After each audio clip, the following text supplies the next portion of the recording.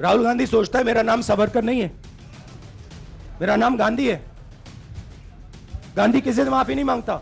राहुल गांधी ने बड़े ही जोर शोर से ऐलान किया था कि वो माफी नहीं मांगते, बल्कि वो लड़ाई लड़ते हैं। यानी वो बताना चाहते हैं कि वो एक फाइटर स्पिरिट वाले व्यक्ति हैं। लेकिन असलियत में हो क्या रहा है? हो ये रहा है कि राहुल गांधी ने एक बार फिर आई एम सॉरी कहा है। किसे? पूरी कहानी सुनिए। साल 2018 की बात है। राहुल गांधी ने मध्य प्रदेश में के झाबुआ में एक रैली के दौरान दावा किया था कि पनामा पेपर्स में शिवराज सिंह चौहान के बेटे कार्तिकेय सिंह चौहान का नाम है। जब विरोध हुआ तो उन्होंने अपनी बात को कंफ्यूजन का नतीजा बताकर उससे पल्ला झाड़ लिया। कोशिश की, लेकिन मामला कोर्ट तक पहुंच गया। कार्तिकेय सिंह ने राहुल गांधी के खिलाफ मानहानि का केस दायर किया, शिवराज सिंह के बेटे।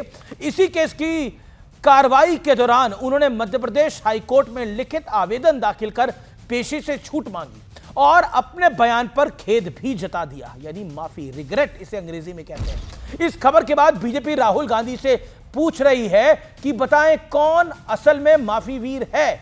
दावा तो यह भी किया जा रहा है कि राहुल गांधी अब तक कई अलग अलग मामलों में 7 बार माफी यानी सॉरी बोल चुके हैं। याद कीजिए 2019 का वो साल जब राहुल गांधी ने राफेल मामले में सुप्रीम कोर्ट को, ऑनरेबल सुप्रीम कोर्ट को मिसकोट किया था।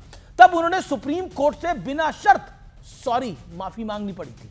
2014 में आरएसएस पर महात्मा गांधी की हत्या का झूठा अनर्गल आरोप लगाया। 2016 में कोर्ट में लिखित तौर पर कहा कि आरएसएस को के संस्था के तौर पर दोषी नहीं ठहराया, बल्कि उनसे जुड़े लोगों की बात की थी। 29 सितंबर और 6 अक्टूबर 2016 प्रधानमंत्री मोदी पर जवानों के खून की दलाली का आरोप लगा दिया।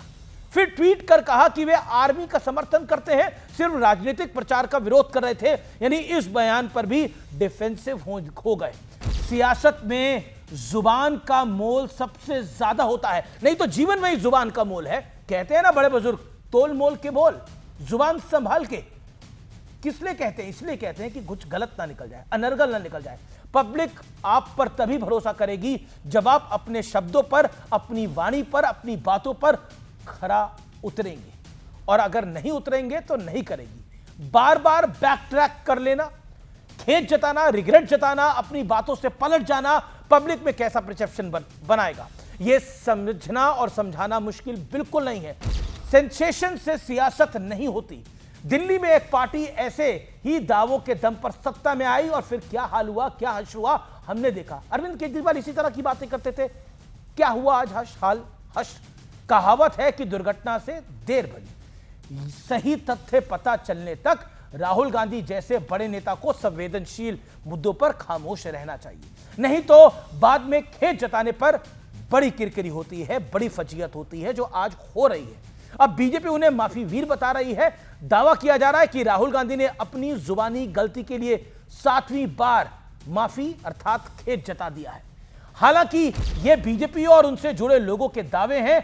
मैं इन दावों की सत्यता की पुष्टि नहीं करता। हालांकि चौकीदार चोर है जैसे कुछ मौके तो इतने बड़े हैं कि जिस पर किसी को कोई कंफ्यूजन ही नहीं होना चाहिए।